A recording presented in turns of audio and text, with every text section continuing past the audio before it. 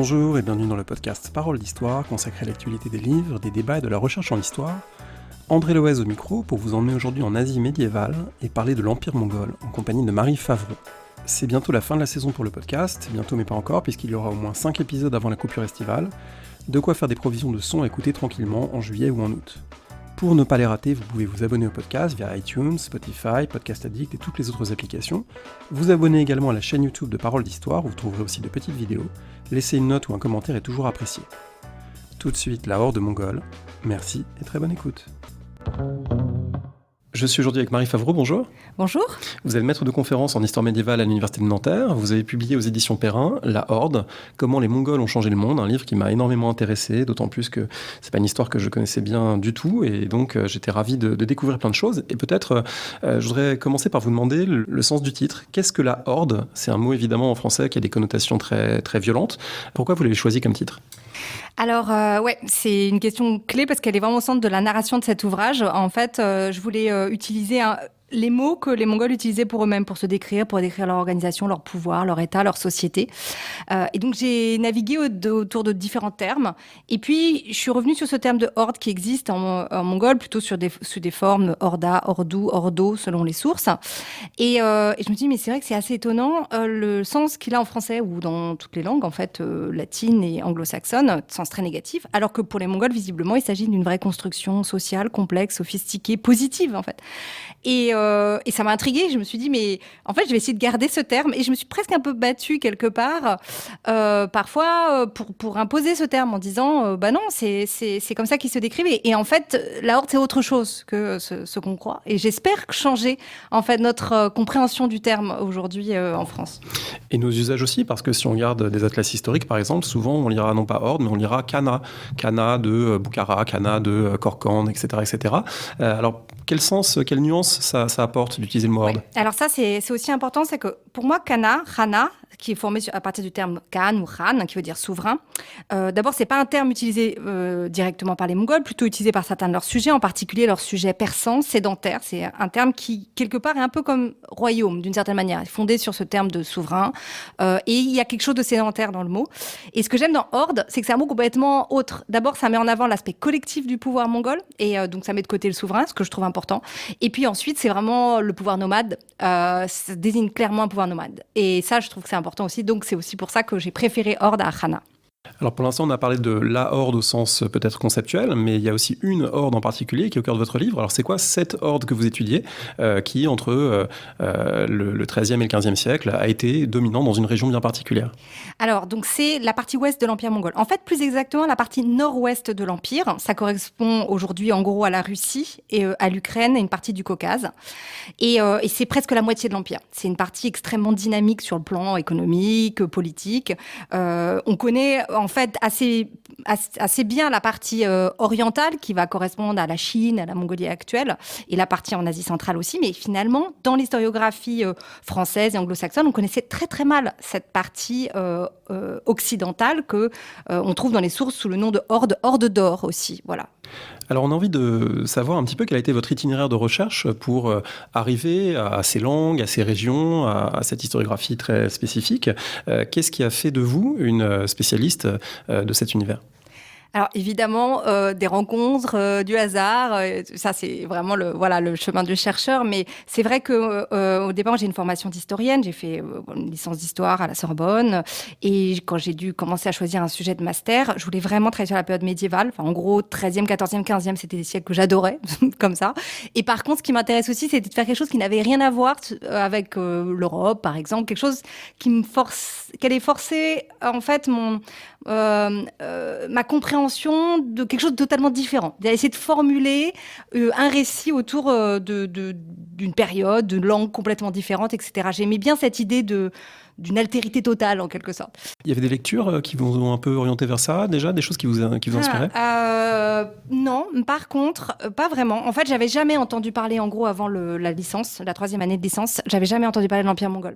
Mais j'avais un enseignant qui était d'origine tchèque et qui, du coup, du fait de son parcours dans l'Union soviétique, avait des connaissances, en fait, de ce qu'était la Horde d'Or. Parce que dans l'historiographie russe, depuis le 19e siècle, la Horde d'Or a une place, alors souvent négative, certes, mais quand même, elle existe. Donc, il nous en avait parlé en cours. Et donc, j'avais rien lu et j'avais seulement entendu mentionner cette histoire de Mongols en Russie, dont je n'avais strictement jamais entendu parler. Et ça, comme j'étudiais par ailleurs des langues, russe, arabe, je me suis dit, ça serait intéressant de voir s'il y a des sources. Et quand je suis allée lui en parler, il m'a dit, ce sera quasiment impossible à faire, mais bon, vous pouvez toujours essayer. Et depuis, j'y suis restée, quoi, en fait. Et vous y êtes resté, vous avez dû, j'imagine, apprendre encore d'autres langues, parce que oui.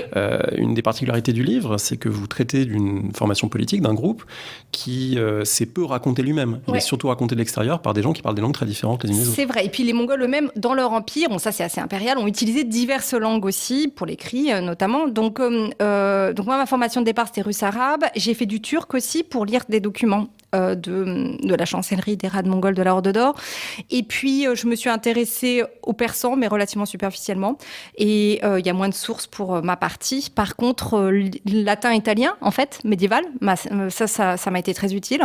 Et qu'est-ce qu'il y a encore ? Et maintenant, de plus en plus, je fais du mongol et je découvre aussi pas mal de choses en mongol. Donc, voilà. Mais l'idée, c'est aussi de travailler à partir des documents eux-mêmes. Et souvent, on se retrouve face à une langue, même par exemple en turc, qui est pas de l'ottoman, par exemple. Donc, on se forme aussi sur les documents eux-mêmes.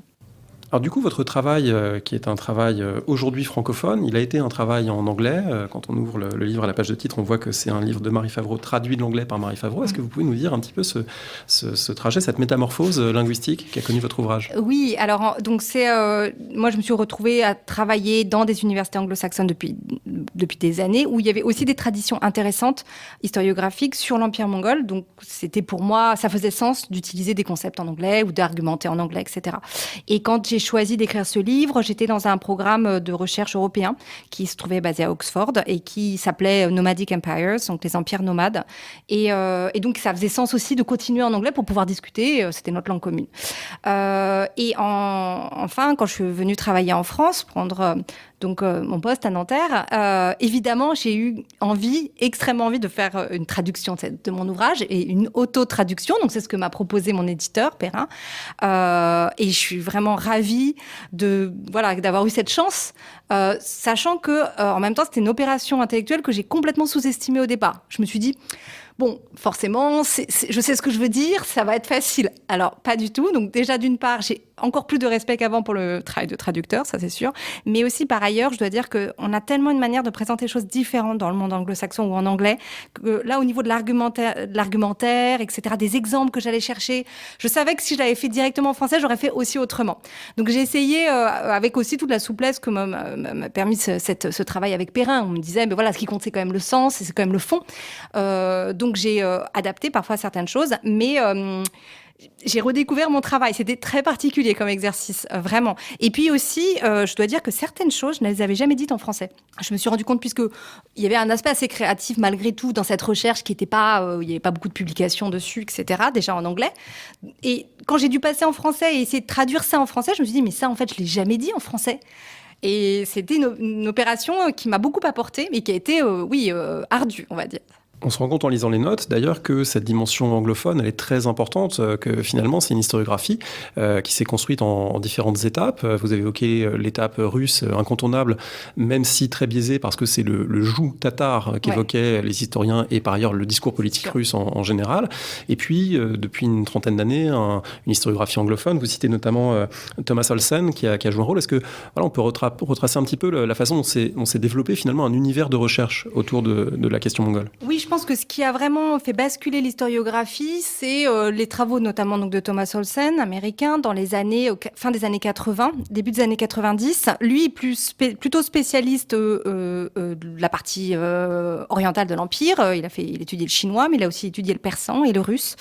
Et son approche, ce qui a changé avec lui, c'est qu'il a eu une approche un peu globale de l'Empire mongol. Or, jusque-là, l'Empire mongol était étudié par les historiens de manière très fragmentée. En gros, on étudiait soit la Horde d'Or en russe, soit l'île Rana, donc le sud de l'Empire. Si on avait étudié le persan, ça correspond en gros à l'Iran actuel, l'Azerbaïdjan. Ou alors on étudiait les Yuan, donc la Chine en faisant du chinois, ou l'Asie centrale en étudiant le turc et le persan. Et finalement, il n'y avait pas d'approche globale. Ou alors des choses très superficielles qui ont aucun intérêt. Et c'est vrai que lui a essayé de montrer la cohérence de cet empire sur l'ensemble du territoire. Et ça, c'est vrai que c'était complètement nouveau. Ça a été assez révolutionnaire à ce moment-là. Et ensuite, d'autres collègues ont suivi. Et c'est vrai que moi, j'ai eu énormément de chance d'arriver dans cette mouvance où on se disait, on casse ces barrières entre les différents khanas, soi-disant, et on essaie de voir en quoi c'est mongol. Est-ce que c'est un empire? Est-ce qu'il y a des liens, etc. Et ça m'a aussi permis de comprendre la Horde d'Or. Parce qu'en fait, honnêtement, sinon, je serais passée à côté de beaucoup de choses. Si je n'avais pas compris que ça faisait vraiment partie d'un tout. Le comprendre, est-ce que c'est passé aussi par la comparaison avec d'autres modèles politiques, d'autres structures? Vous citez dans les remerciements Pekka Hämäläinen, que une partie de l'électorat français connaît pour ses travaux traduits chez Anna Karsis sur l'Empire Comanche notamment. Voilà, le monde des nomades mongols, il est comparable à d'autres formations dans d'autres aires géographiques? Oui, absolument. Ça, c'est aussi une étape essentielle pour moi. C'est que longtemps avant de passer à ce travail sur les empires nomades, j'ai travaillé avec des gens qui travaillaient sur des empires sédentaires ou agraires, comme on dit, etc. J'ai travaillé avec des collègues qui sont spécialisés à Habsbourg, j'ai travaillé avec des collègues qui sont spécialisés en empire romain.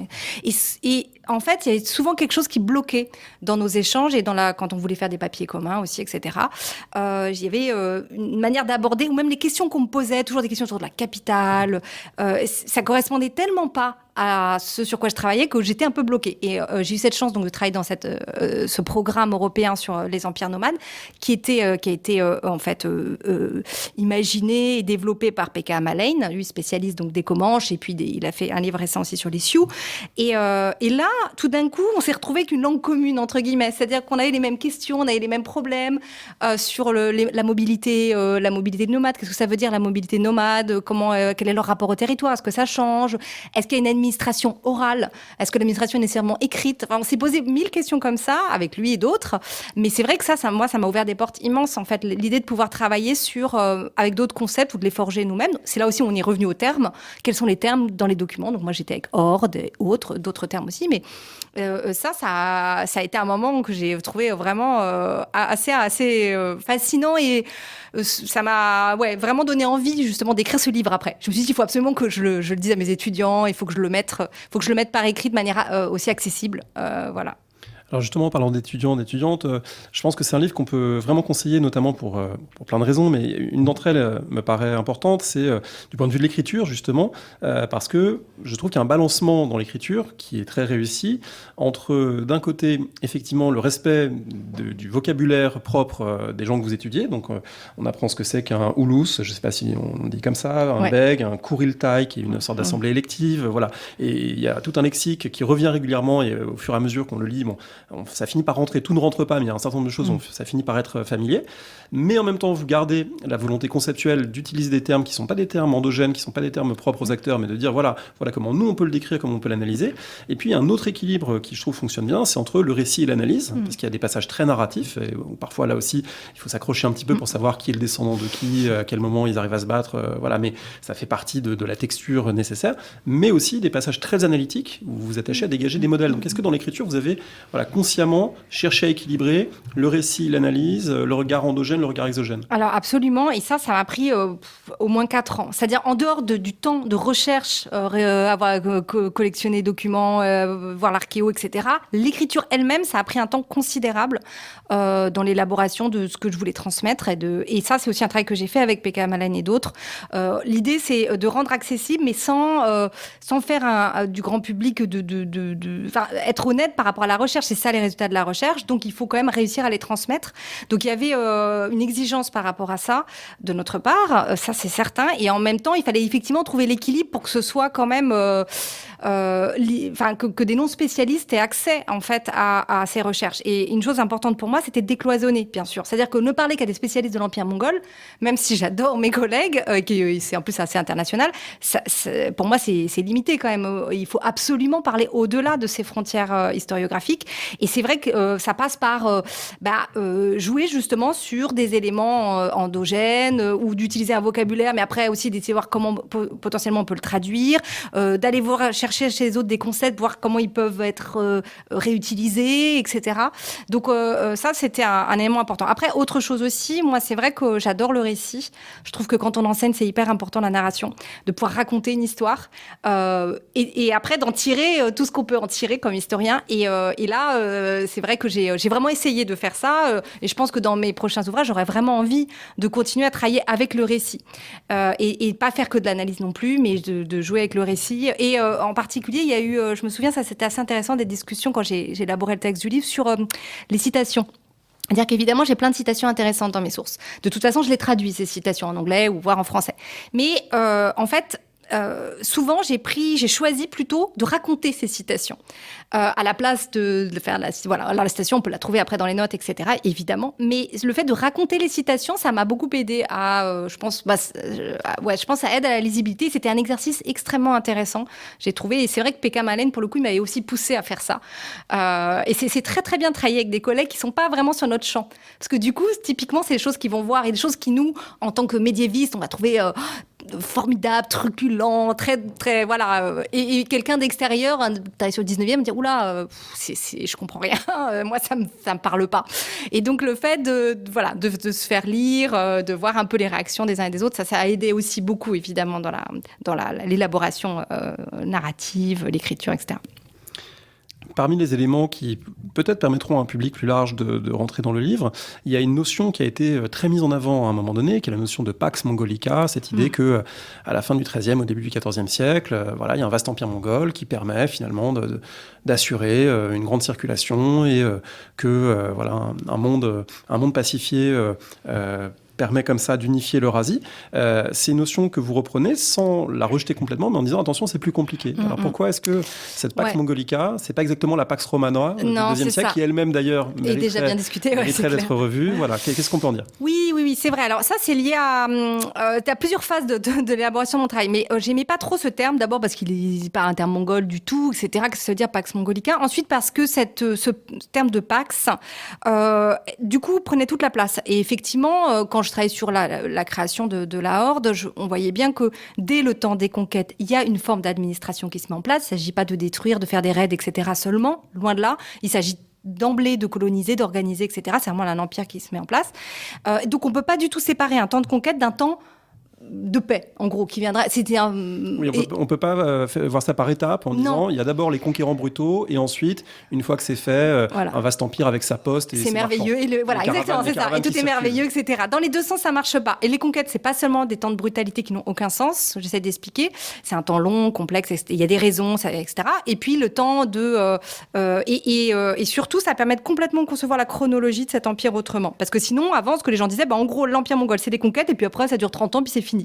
Donc du coup, ça m'a permis de casser cette chronologie. Et c'est vrai qu'on sait en tant qu'historien que tout ce qui est toute la terminologie qu'on utilise pour nommer les périodes change notre vision de la période. C'est hyper important de pas être emprisonné par ça. Donc je me suis dit c'est bien, je vais m'en dégager. Et après une phase où j'ai rejeté totalement, après je me suis dit j'y reviens aussi parce que c'est un terme que les gens quand même qui est connu. Donc moi il faut quand même que je parle à des gens qui comprennent un peu de quoi il s'agit. Donc je suis revenue dessus en disant voilà pourquoi moi je préfère le grand échange mongol plutôt. Donc j'ai travaillé plutôt sur cette notion d'échange qui est intéressante parce qu'elle permet de dépasser complètement les frontières de l'empire mongol puisque en fait leur réseau de commerce, leur influence va bien au-delà et géographiquement en fait et chronologiquement de leur empire. Donc le terme d'échange m'a paru intéressant. Ça permet d'être comparé un peu avec toute cette notion de Columbian Exchange qui a été développée pour le XVIe, XVIIe siècle dans le cadre de l'après-colon, etc. Et la découverte, entre guillemets, évidemment, des Amériques. Donc, c'était aussi intéressant sur le plan conceptuel de discuter de cette notion d'échange. Et donc, ça m'a vraiment permis de faire avancer ce débat, je pense, et de comprendre mieux, en fait, ce qui se passait, de sortir de ce truc de Pax Mongolica. Il n'y avait aucune raison, en fait, d'utiliser cette terminologie. Voilà. Et puis, c'est vrai aussi, ça, c'est un élément quand même qui est complexe, c'est-à-dire, vous savez, on pense souvent à cette idée, c'est la conquête et la violence est dans la conquête, et le commerce, c'est pas la violence. Mais en fait, le commerce, c'est la violence aussi, c'est une autre forme de violence. Et donc, c'est aussi pour ça que je voulais pas garder ce terme de paix et faire évoluer la terminologie. D'autant que c'est aussi une période où il y a des hordes qui se battent entre elles et du coup ça permet aussi peut-être de mettre à distance une lecture peut-être trop rapide de certains passages de votre livre qui pourrait dire après tout c'est déjà l'Union européenne, c'est déjà ce vaste espace de libre-échange où circulent les hommes et les marchandises de manière aisée et fructueuse pour tout le monde. C'est pas si simple non plus. Non, c'est sûr. Souvent j'ai cette question, est-ce que c'est du pré-capitalisme? Enfin, il y a souvent cette question est discutée. C'est intéressant d'en parler. évidemment, ce que j'essaie de montrer, c'est il y a des motivations spirituelles très particulières du côté mongol. Pourquoi est-ce qu'ils veulent que les choses circulent? Pourquoi est-ce qu'ils ont, sur le plan spirituel, donc c'est lié à leur vision du cosmos, à leur idée de leur place sur Terre, leur idée du futur, du passé, etc. Donc ça, j'avais vraiment envie de le montrer. Et puis, le fait on ne peut pas comparer avec le monde actuel, même si c'est notre point de départ. On ne peut pas s'en séparer de ce qu'on sait du monde. C'est notre manière, c'est comme une carte contemporaine du monde. C'est très très dur d'arrêter d'y penser, d'effacer les frontières et de retourner dans le XIIIe siècle.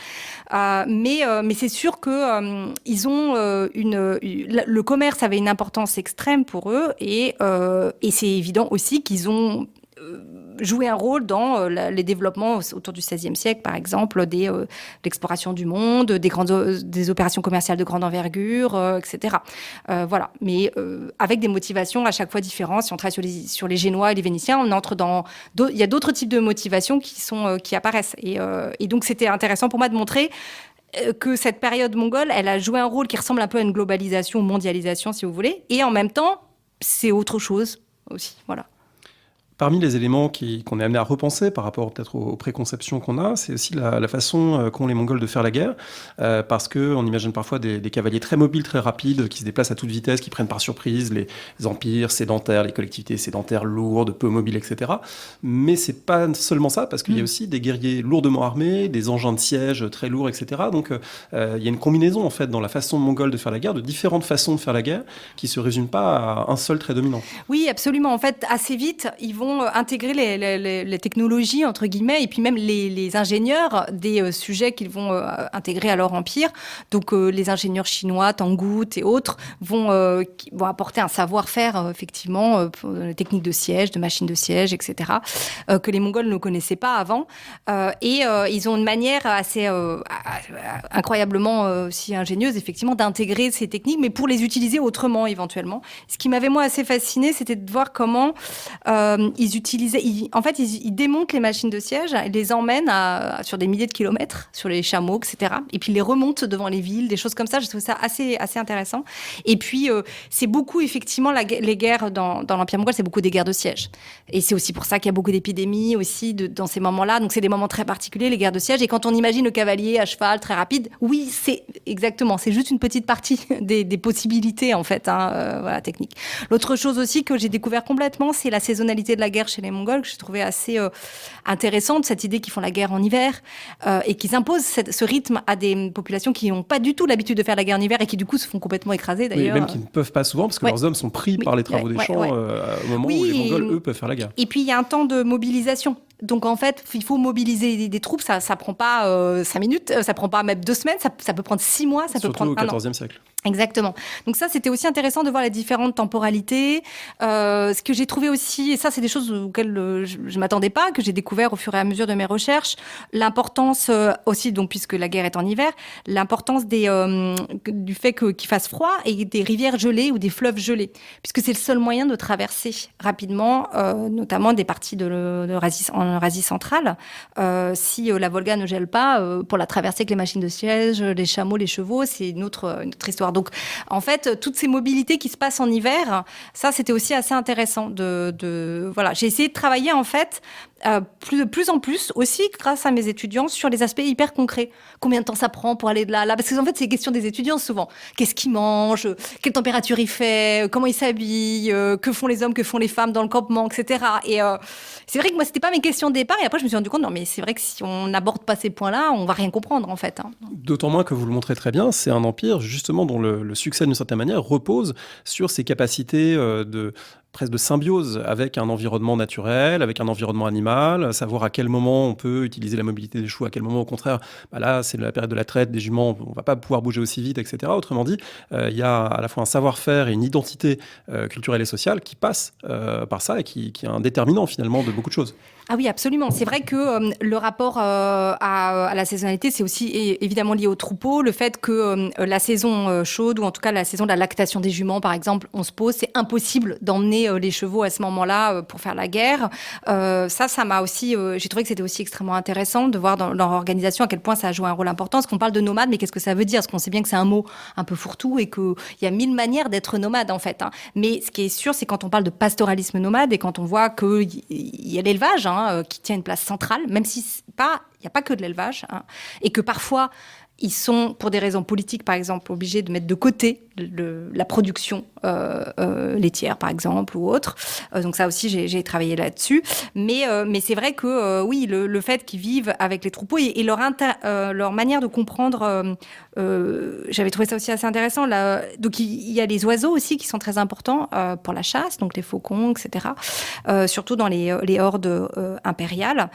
Et la manière avec laquelle donc ils se déplacent avec les oiseaux, ceux qui s'occupent des oiseaux, etc. Mais il les sépare aussi parce que il y a beaucoup de maladies qui sont véhiculées par les oiseaux, etc. Donc ils ont une sorte de connaissance comme ça du monde aussi animal, des animaux domestiques ou qu'ils utilisent pour la chasse ou autre, que j'ai trouvé assez en fait essentiel, surtout dans une période où il va y avoir après la peste, etc. Donc leur manière de comprendre qu'il faut séparer parfois, c'est-à-dire à la fois être ensemble à certains moments et séparer à d'autres moments, les hommes ou les animaux.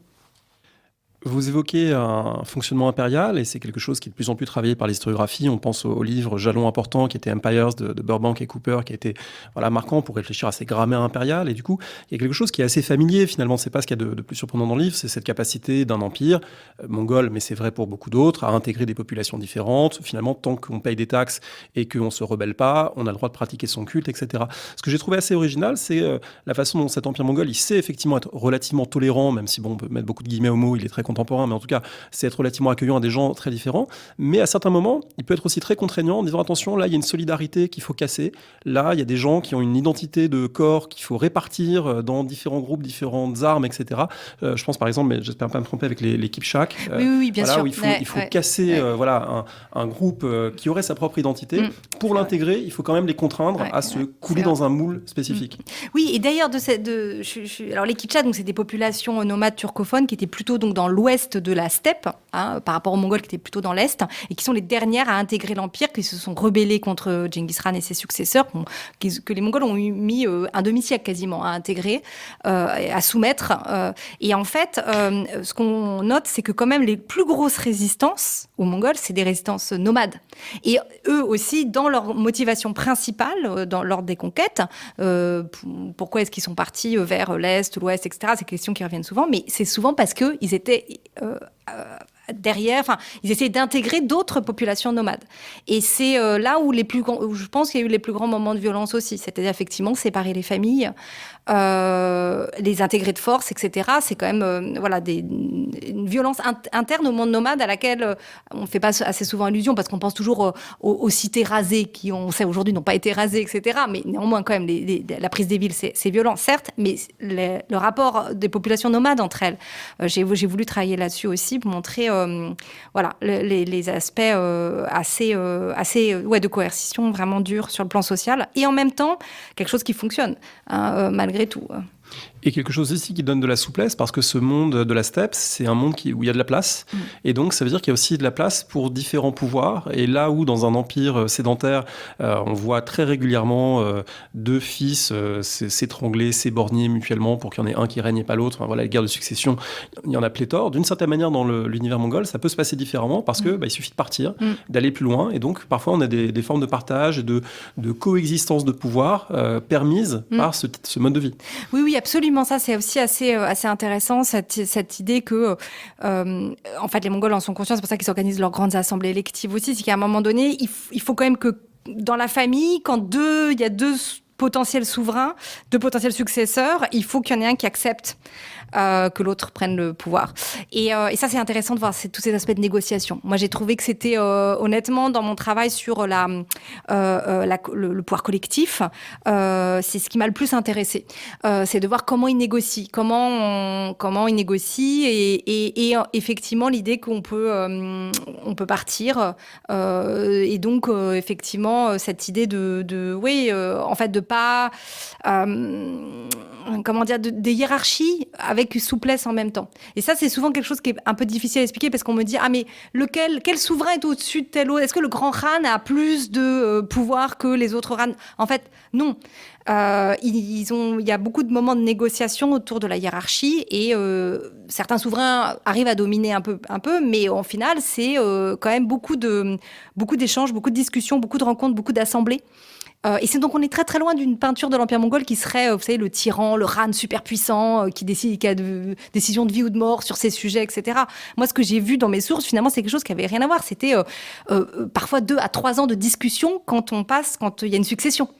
Et ce qui était drôle, c'est que souvent on me disait « Ah ben l'Empire mongol, ça marche pas du tout. La preuve, quand il y a une succession, c'est très compliqué pendant 2 ans ou 3 ans. » Mais quelque part, c'est un peu ça la démocratie. C'est-à-dire que s'il y a 0 discussion et si on sait exactement qui arrive au pouvoir tout de suite après, c'est pas sain. Et c'est ce qui d'ailleurs se voit, je pense, dans cette histoire politique mongole, c'est que quand il y a plus d'assemblée, quand il y a plus de discussion, quand il y a plus ce temps long entre 2 souverains, et ben en fait, c'est des temps beaucoup plus de violence politique. Et donc voilà, mais ça c'est des choses que j'essaie vraiment de montrer dans mon livre.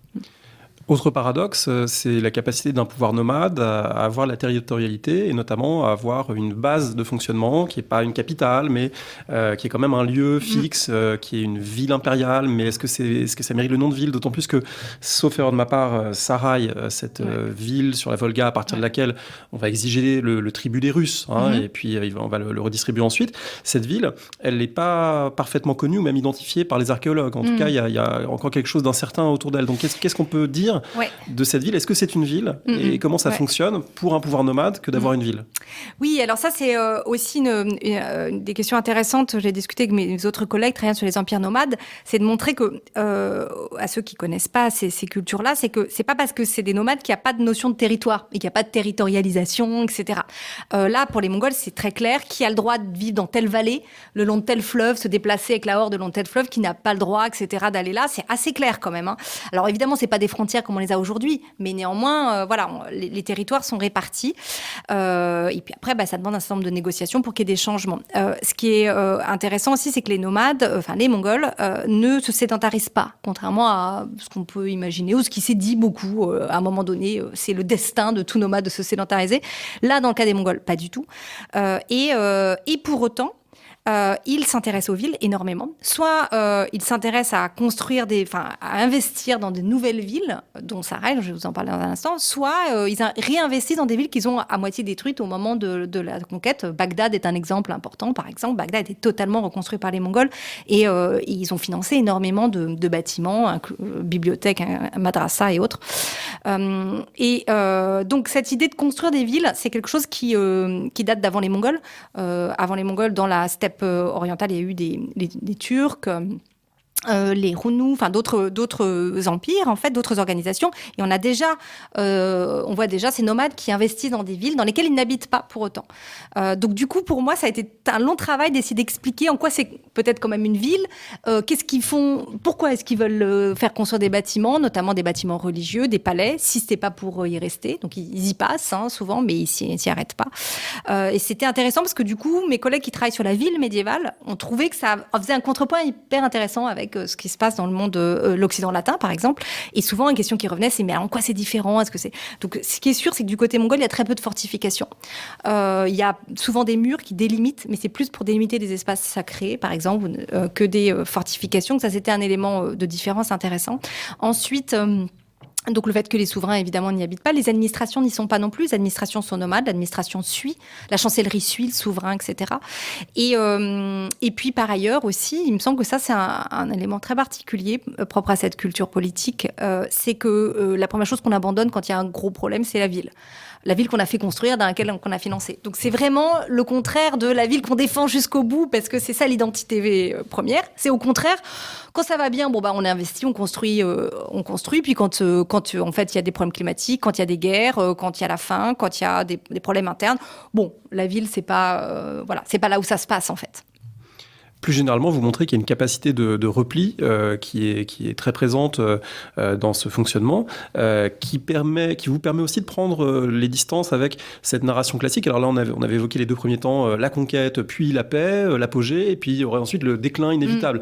Mais de la même façon, ce déclin ou ces difficultés, il y a des moments de difficulté très grandes, vous en parlez, on pourra revenir peut-être sur la peste, ça ne signifie pas forcément qu'il y a déclin, disparition, mais plutôt que les choses se transforment, que ces fonctionnements un peu collectifs, décentralisés, souples, finalement continuent d'exister très longtemps, y compris à l'époque moderne, y compris en perdant des territoires avec l'avènement des pouvoirs russes, par exemple, mais malgré tout que ça ne fait pas disparaître complètement ce fonctionnement. Oui, et ça, c'était une chose qui me semblait aussi importante, c'est d'expliquer comment leur manière de réagir aux difficultés leur permet de se transformer, de se métamorphoser et de créer quelque chose de nouveau, mais tout en gardant des éléments d'identité ou d'organisation plus anciens. Et donc, du coup, j'avais vraiment envie d'aborder le XVe siècle complètement différemment, parce que jusque-là, si vous voulez, en gros, à partir de la fin du XIVe, c'est la fin de l'Empire mongol, la Horde d'or se maintient, contrairement au reste de l'Empire, ça certes, mais c'est tout de même un déclin, et notamment mes collègues russes disaient toujours, voilà, fin de la centralisation, fragmentation du pouvoir, donc ils voyaient ça uniquement d'un œil très négatif, mais aussi peut-être avec un point de vue d'historien qui serait l'État qui fonctionne, c'est l'État fort, c'est l'État hyper centralisé. Or, ça correspond pas aux nomades. Moi, j'ai trouvé plutôt intéressant de montrer comment, devant les difficultés, quels étaient leurs choix, et quels étaient leurs choix pour pouvoir aussi faire survivre et même faire prospérer à nouveau leur culture, et en particulier, donc je parlais de l'abandon des villes, mais ça pouvait être aussi de se déplacer dans d'autres régions, ça pouvait être réformer leur système politique, aussi, leur système de succession, etc. Donc ça, j'ai trouvé que c'était beaucoup plus intéressant d'aborder cette question plutôt que de parler de déclin, de fragmentation, etc., mais de montrer, non, il y a aussi une inventivité politique, plein de centres politiques qui apparaissent, etc. C'est plein de nouvelles dynasties qui naissent à l'intérieur des anciennes. Et je pense que c'est aussi intéressant d'en parler de manière, créative, positive en quelque sorte, et pas se focaliser sur cette notion de déclin, bien sûr. Alors ça fait beaucoup penser à des choses dont on avait parlé avec Emmanuel Tixet-Duménil à propos de Al-Andalus et du fait qu'il faut repenser là aussi une des périodes de son histoire en d'autres termes que celui de déclin. Je vous renvoie à l'épisode où on l'avait reçu. Vous évoquez la grande peste du milieu du XIVe siècle en montrant que non, les Mongols n'ont pas catapulté des cadavres morts de la peste sur des bateaux génois depuis Kaffa, mais en revanche, oui, l'immense circulation permise aussi bien nord-sud, est-ouest par la présence de la Horde a été sans doute un élément accélérateur de ce phénomène. Oui, absolument. C'est vraiment ce qui a permis quand même, hélas, aussi la propagation de la peste. Et puis, les éléments aussi autour de tensions, de sièges, le fait que le grain, donc, dans lequel sans doute la peste s'était logée, sur les puces, sur les rats, etc. Mais c'est le fait que le grain soit bloqué dans les entrepôts pendant plus d'une année, etc., à cause de tensions aussi dans l'Empire, ça a joué. Donc en fait, maintenant, notre travail, alors là, c'est pas du tout uniquement le mien, loin de là, et d'autres collègues aussi sont très actifs pour essayer de faire comprendre bien mieux les circulations des différentes branches, etc., de la peste dans la moitié du XIVe et jusqu'au XVe siècle. Je pense que ce qui a le plus changé dans notre compréhension de la peste dans l'Empire mongol, c'est d'abord on sait que la peste était déjà là. C'est-à-dire que la peste n'apparaît pas au mi-XIVe dans l'Empire mongol, elle est déjà là dès le début de l'Empire. Sans doute, il y a même des moments d'épidémie pendant les sièges au XIIIe siècle. Donc les Mongols ont déjà développé des techniques, sans doute, pour se protéger de la peste et pour essayer de réguler un peu la peste ou d'autres types d'épidémies. Le fait qu'ils soient nomades, bien sûr, ça permet aussi un peu d'aérer la démographie en quelque sorte et du coup de se protéger. Par contre aussi, l'autre chose qui me questionnait, c'était de savoir en quoi la peste a joué un rôle dans la fin de l'Empire mongol, éventuellement, pas dans la Horde d'or, et pourquoi pas dans la Horde d'or dans ce cas, puisque cette partie de l'Empire est restée active. Et sans doute, c'est quand même...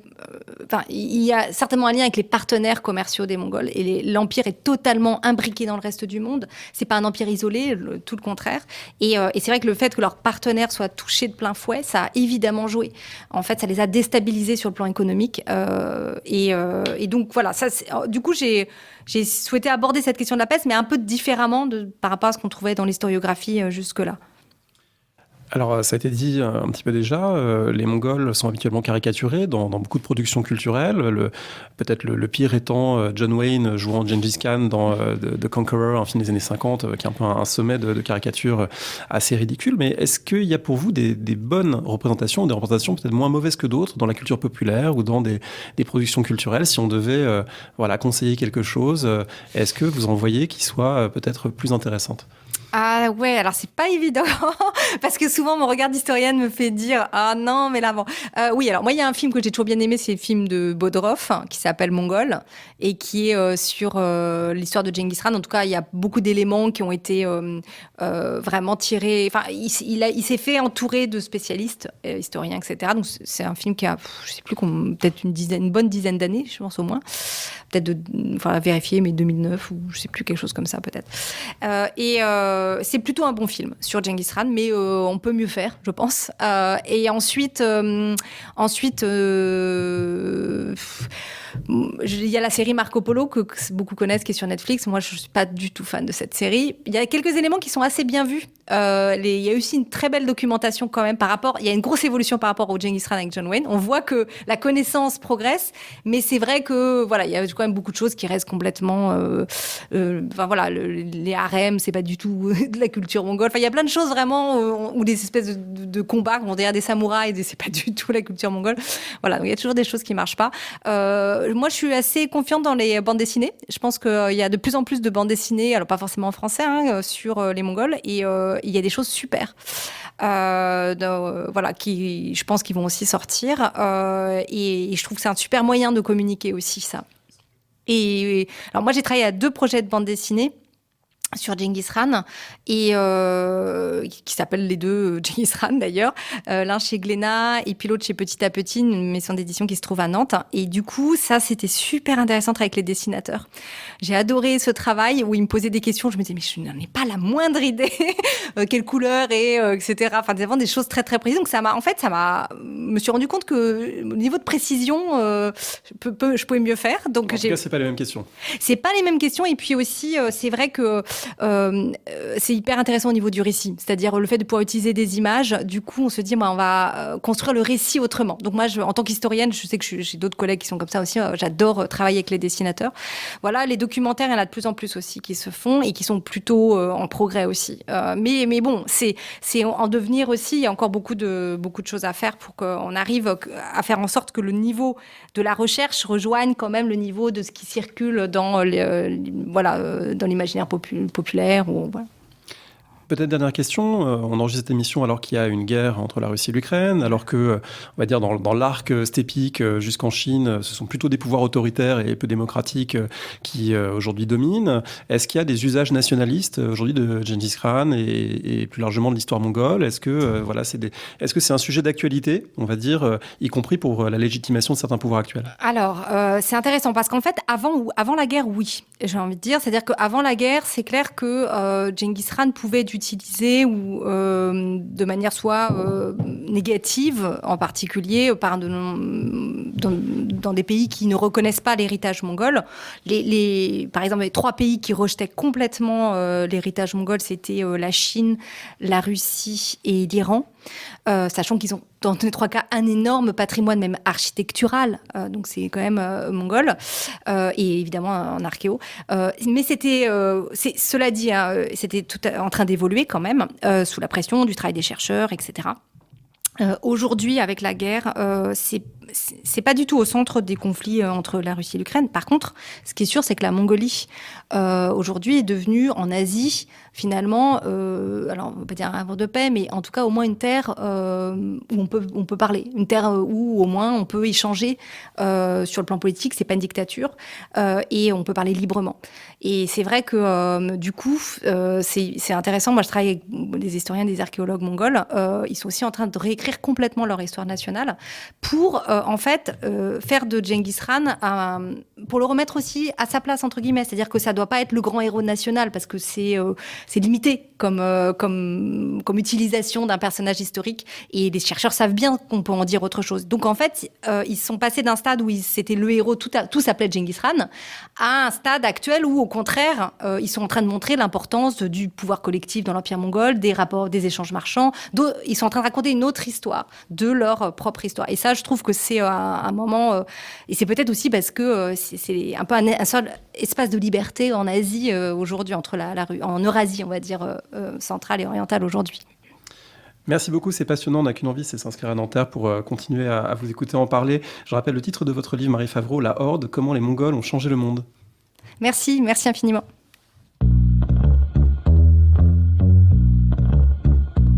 Merci d'avoir écouté cette émission. Vous retrouvez tous les éléments sur le site parolehistoire.fr. Le prochain épisode sera consacré au rapport entre histoire et numérique. À bientôt sur Parole d'Histoire.